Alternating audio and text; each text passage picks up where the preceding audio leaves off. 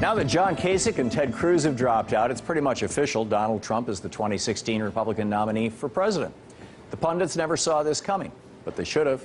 The Republican Party has been running a scam on its voters, its base, for decades now, and those voters are bound to discover this scam sooner or later. Ever since Nixon initiated the Southern strategy, Republicans have tricked millions of mostly white Americans, mostly working class Americans, into voting for them by giving lip service to old-timey racism and anti-immigrant xenophobia. The purpose of all this pandering, of course, is to rally the masses around the real goal of the Republican elites, which is to push through economic policies that help out the billionaires and corporations who fund the Republican Party.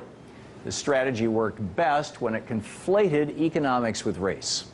Reagan advisor Lee Atwater described this process in pretty blunt language back in the 1980s.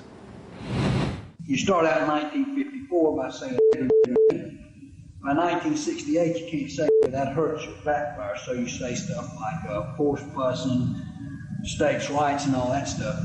And you get so abstract now, you're talking about cutting taxes and all of these things you're talking about are totally economic things, and the byproduct of them is blacks get hurt worse than whites. We want to cut this, and we want is much more abstract than even the busing thing.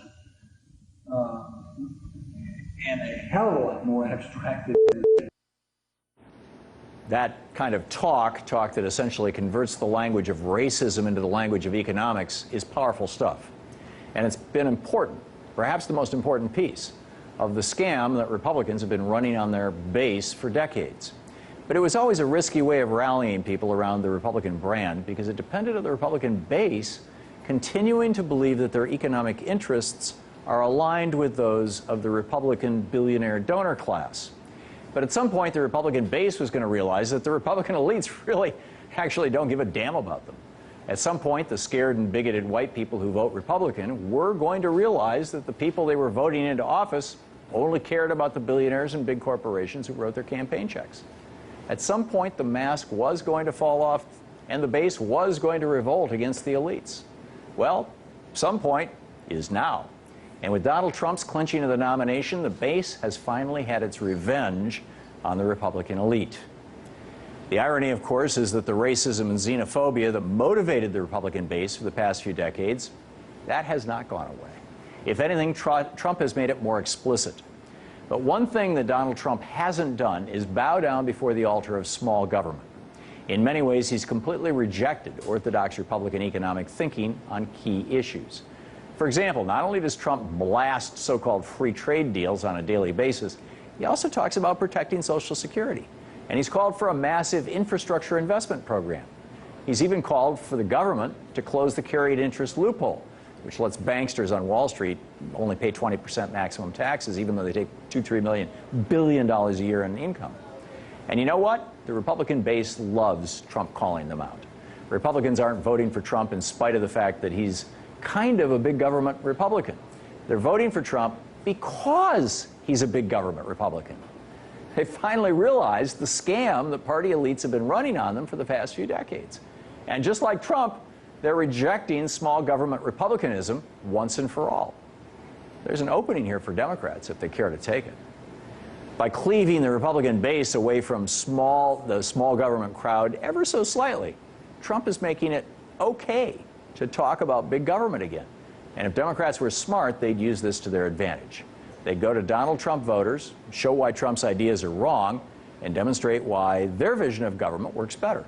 If the polls are any indication, the American people are ready and waiting. For example, a recent Progressive Change Institute study of likely 2016 voters shows that Americans overwhelmingly support big government solutions for things like education, health care, and the economy. 75% of Americans polled support fair trade that protects workers, the environment, and jobs, not these phony free trade deals. 71% support giving all students access to debt-free college education. 71% of Americans, Republicans and Democrats, support a massive infrastructure spending program aimed at rebuilding our broken roads and bridges while putting people back to work. 70% support expanding Social Security. 59% support raising taxes on the wealthy so that millionaires pay the same 74% rate in taxes as they did in 1980. 58% support breaking up the big banks. 55% support a financial transaction or Robin Hood tax on Wall Street traders. 51% support single-payer health care. And the numbers have probably gone up quite a bit since a year ago when that survey was done. And on and on and on. Americans, it turns out, really, really like big government when it works for them. It's a shame that it's taken Donald Trump for them to realize it, but Democrats should be excited. They now have an opportunity to build a broad, progressive coalition, one that might even include a lot of Republicans, and could last for decades to come, one that believes, like FDR did, the government has the power to do good. It'll take a lot of work to break through the racism that motivates a lot of Trump's supporters, but the groundwork for a new era of big government progressivism is there for the taking. Let's hope the Democrats don't let this moment go to waste.